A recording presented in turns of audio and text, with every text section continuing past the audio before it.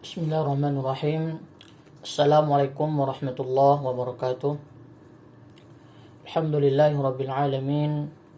Wa bihi nasta'inu ala umurid dunya waddin wa ala alihi wa sahbihi wa barik wa sallim amma ba'd.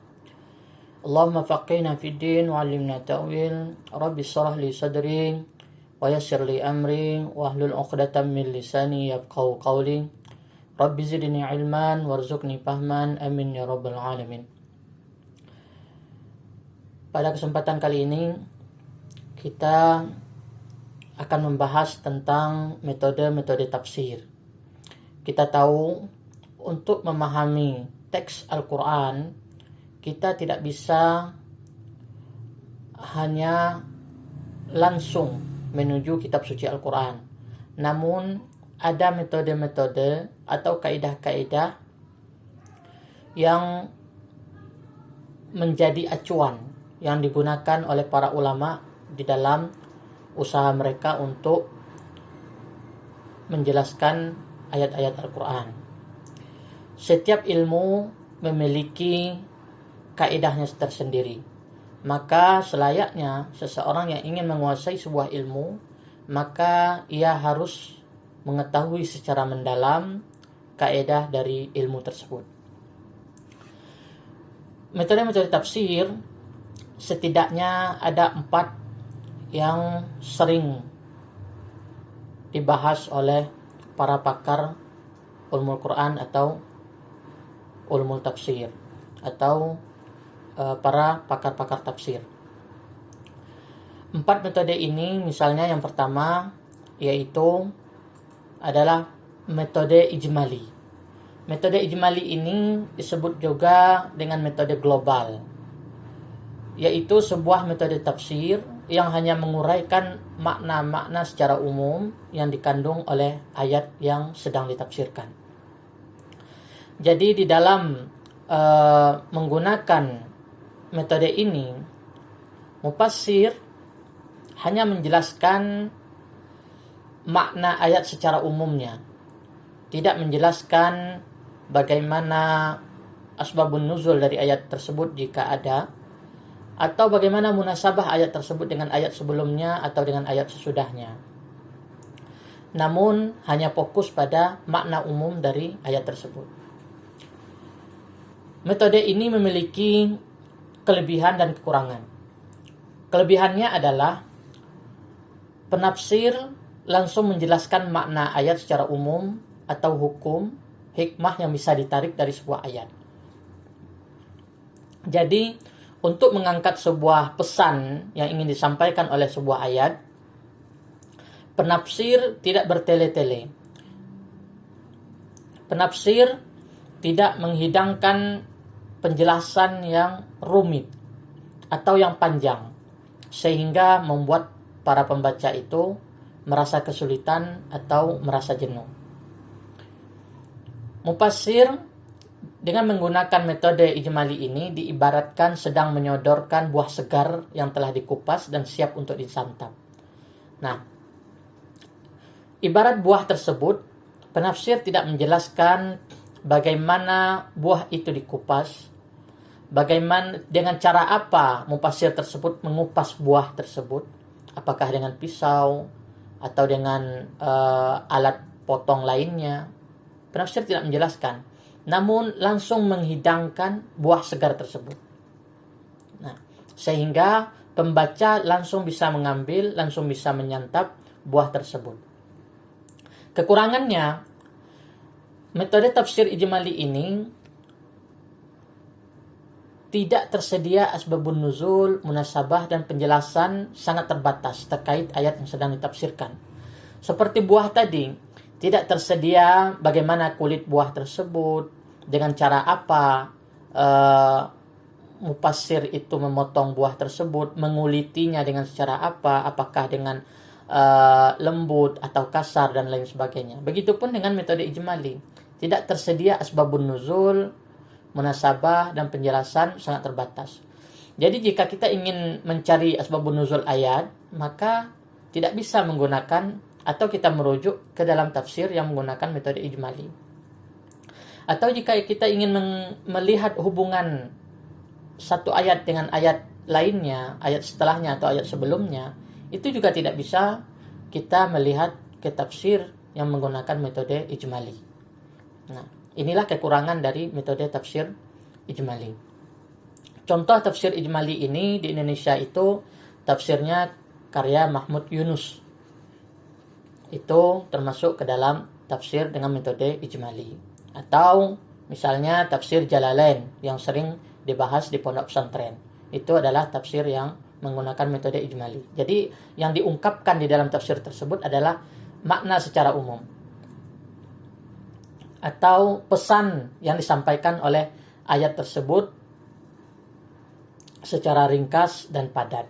Ini metode yang pertama. Metode yang kedua yaitu metode muqarran. Metode muqarran ini disebut juga dengan metode perbandingan. Dengan metode ini, penafsir membandingkan antara ayat-ayat yang memiliki redaksi berbeda, namun sepintas terlihat membicarakan persoalan yang sama. Nah, dengan metode muqarran ini, penafsir itu menjelaskan kenapa untuk konteks yang sama, Al-Quran menggunakan ungkapan yang berbeda. Nah, tentu ada pesan-pesan yang ingin Allah sampaikan dengan redaksi yang berbeda tersebut. Dan itu menjadi kajian dari metode tafsir muqarran. Metode ini memiliki kelebihan, yaitu pembaca bisa membedakan pesan ayat yang terlihat sedang membicarakan masalah yang sama. Jadi ketika ada redaksi Al-Quran itu misalnya di surah Al-Baqarah itu sama dengan apa yang ada di dalam surah Ali Imran, maka penafsir ini bisa melihat perbedaan dari kedua ayat tersebut. Bahkan bisa juga melihat kenapa bisa berbeda antara para mufassir dalam menjelaskan ayat-ayat tersebut. Misalnya ayat yang berbicara tentang khamar.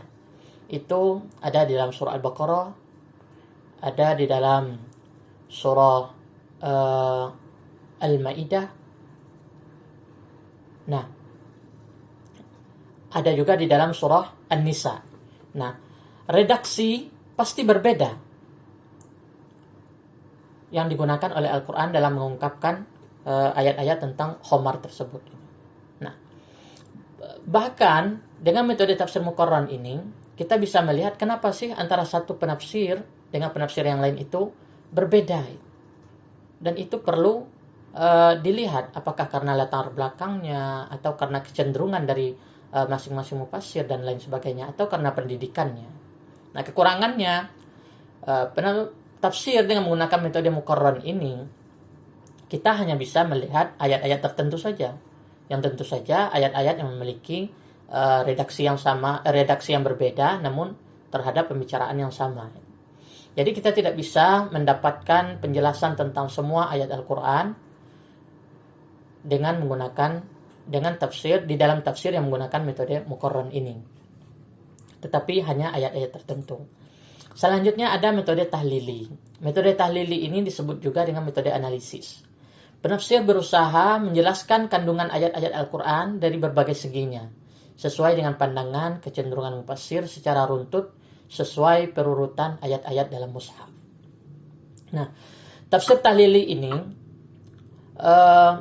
adalah tafsir yang sangat luas, sehingga salah satu kelebihannya dari metode tafsir tahlili adalah penjelasan yang sangat luas seperti asbabun nuzul ayat, munasabah ayat, makna global ayat, hukum yang bisa ditarik. Bahkan pandangan-pandangan imam mazhab pun disediakan di dalam tafsir yang menggunakan metode tahlili ini. Sehingga tidak heran tafsir yang menggunakan metode tahlili ini menjadi sangat besar, sangat luas, dan biasanya terdiri dari berjilid-jilid. Itu tafsir menggunakan metode tahlili. Kurangnya rambu metodologis yang menjadi acuan dasar dari mufassir ketika menarik makna dan pesan ayat-ayat Al-Quran. Misalnya, di dalam penulisan saja, metode tahlili itu terkadang tidak memiliki rambu-rambu metodologis. Misalnya, apakah mencantumkan makna global terlebih dahulu, kemudian asbabun nuzul, kemudian munasabah ayat, kemudian pandangan mazhab dan lain sebagainya, ataukah mendahulukan asbabun nuzul, kemudian makna global dan munasabah. Dan itu terserah kepada mufassirnya, sehingga kurang rambu-rambu metodologis apalagi terhadap mufassir ketika ia ingin menarik pesan dari ayat yang sedang dibahas. Maka kekurangan lainnya adalah terkesan penafsir ingin menghidangkan semua yang ada di dalam benaknya, namun pembahasannya tidak pernah tuntas, sehingga membuat jenuh pembaca. Ibarat hidangan prasmanan. Ini ibarat ini saya ambil dari penjelasannya Quraish Shihab di dalam buku Kaidah Tafsirnya. Para tamu dipersilahkan untuk memilih sesuai selera, namun seringkali ada sesuatu yang dibutuhkan oleh si tamu, namun tidak terhidang di sana. Selain itu, memilih menu yang dikehendaki tentu merepotkan tamu tersebut. Nah, jadi tafsir yang menggunakan metode tahlili ini terkesan di dalamnya itu penafsir ingin menghidangkan apa yang ada di dalam benaknya. Semua yang ada di dalam pikirannya ingin ia tuangkan di dalam ayat tersebut. Hanya saja penjelasannya tidak tuntas. Kenapa? Karena di dalam Al-Quran itu ketika satu ayat berbicara tentang satu hal, sangat dimungkinkan hal tersebut diulang lagi di dalam surah yang lain. Gitu. Maka penafsir dengan menggunakan metode tahlili, ia hanya fokus pada satu ayat tersebut dan melupakan pandangan ayat yang lainnya. Melupakan ayat-ayat yang lain yang berbicara tentang tema yang sama dengan ayat yang sedang ia bahas. Dan ini menjadi kekurangan dari metode tafsir tahlili. Terakhir, yaitu metode tafsir maudhu'i. Ini yang sedang berkembang di masa sekarang. Metode maudhu'i disebut dengan metode tematik. Sebuah metode yang mengarahkan pandangan kepada satu tema tertentu, lalu mencari pandangan Al-Quran tentang tema tersebut dengan cara menghimpun ayat-ayat yang terkait.